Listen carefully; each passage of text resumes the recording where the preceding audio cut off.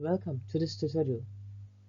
Today we'll write a JavaScript program that checks if the last digit of three given positive integers is the same. Let's jump in. The task here is to take three positive integers and check if the last digits are identical. If they match, we'll return true. Otherwise, we'll return false. Here's our JavaScript function. The function last digit takes three parameters, checks if they're positive, and then compares the last digits. If they match, it returns true. If they don't, it returns false. Let's break down the code step by step. First, we ensure all three numbers are positive. Then we compare the last digits using the modulus operator, which gives us the remainder of the division by 10. If all three last digits match, we return true. Otherwise, it's false.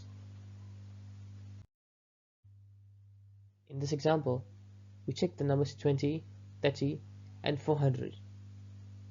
Since each number has the last digit of 0, the function returns true.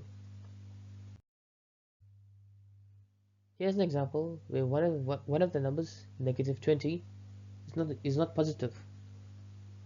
Our function returns false right away because all three numbers must be positive for a valid comparison.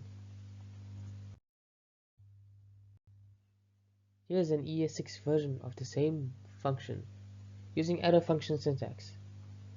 It's more compact but works the same way, comparing the last digits and returning true or false accordingly.